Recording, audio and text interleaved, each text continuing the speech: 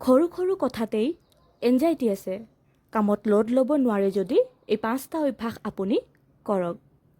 Number 1, কোনো কথাত তৰ্কত লিপ্ত নহ'ব।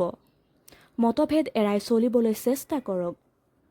কিছুমান অদৰকাৰী মানুহৰ কাৰণে নিজৰ মুড নষ্ট নকৰিব। নম্বৰ 2, কিছুমান কথা সলনি নহয়, সেইবোৰ কথা বেছিকৈ চিন্তা কৰি নিজকে হতাশ কৰি নুতুলিব।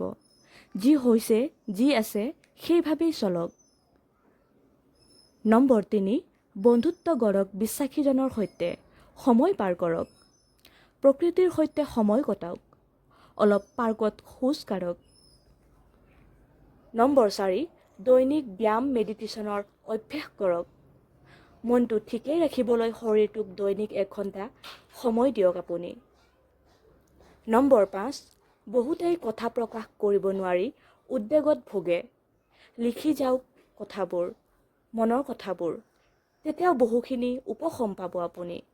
যন্ত্ৰণাৰ পৰা আৰু দীঘলকৈ উশাহ লোৱাৰ অভ্যাস কৰক। উদ্বেগ আহিলেই ভালেই থাকক। ধন্যবাদ।